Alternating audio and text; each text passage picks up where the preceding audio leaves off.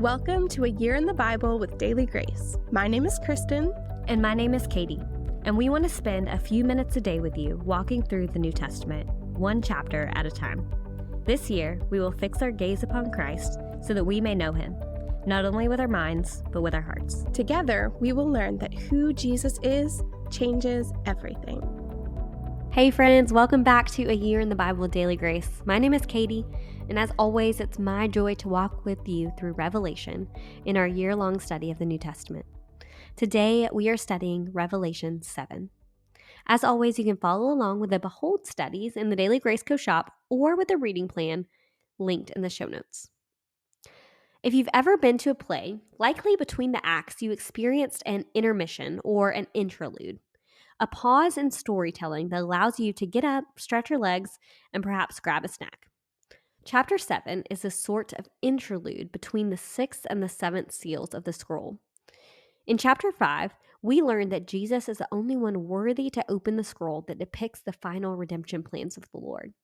In yesterday's chapter, chapter 6, Jesus began to open the scroll one seal at a time, unleashing the beginning of God's wrath on the world. The chapter ends with an ominous question. Who is able to stand against God's wrath? What a cliffhanger, huh? Today's chapter encourages the saints by reminding us that God will both seal and protect his people in his divine care.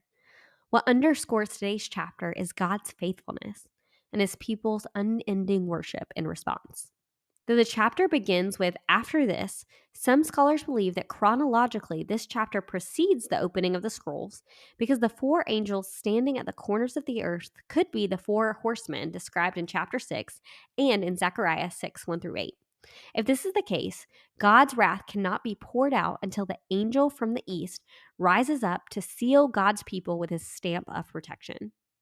In verses 4-8, we get a specific count of the number sealed and the description of who is sealed. 144,000 from the tribes of Israel. Scholars differ on what exactly these numbers mean. Are they literal? Are they symbolic? Are these people Jews who have come to faith in Christ? Or is this number representative of the church as the new Israel? Let's take a moment to break down these two views. So some believe that John sees here is a fulfillment of Romans 11, 25-32, which foretells a day when Israel's hearts will no longer be hardened. They will come to know Jesus and be saved.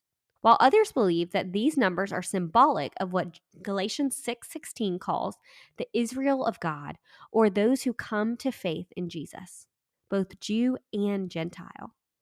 From this perspective, those redeemed in Christ make up a new Israel who receive God's blessings as his covenant people. No matter what interpretation you agree with here, the bottom line is this. By God's grace and mercy, he takes a people for his own possession.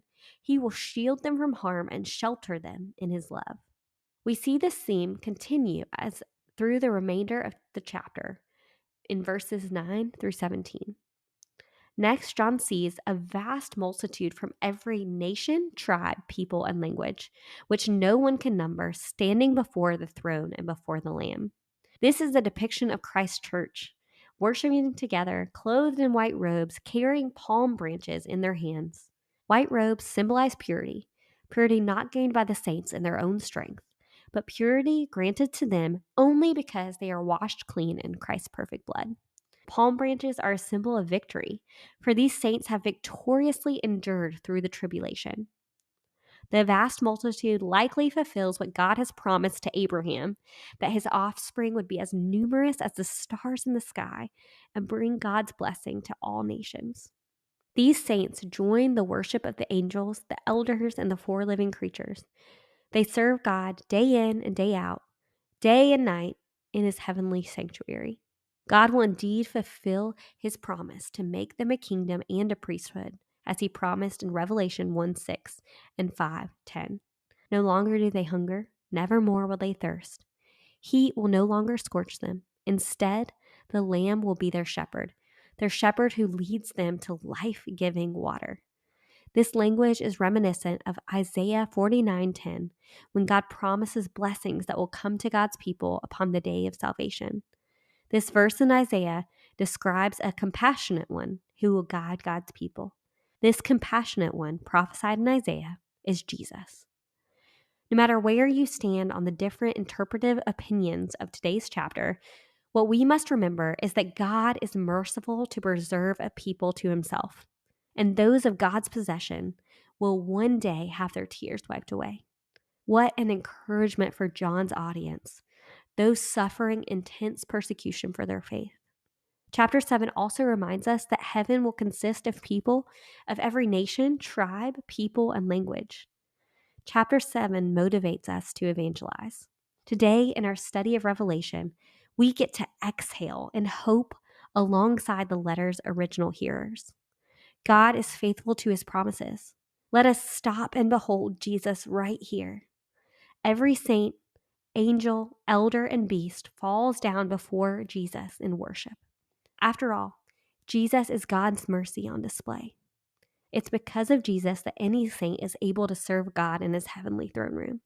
It's because of Jesus that we have unshakable hope that God will deliver us too from our own tribulation and into his forever presence, where we will serve and worship him for eternity.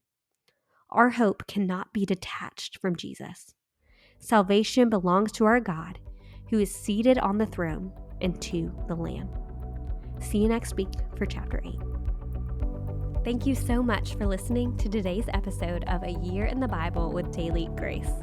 Don't forget to check out the show notes for helpful links and resources related to today's episode.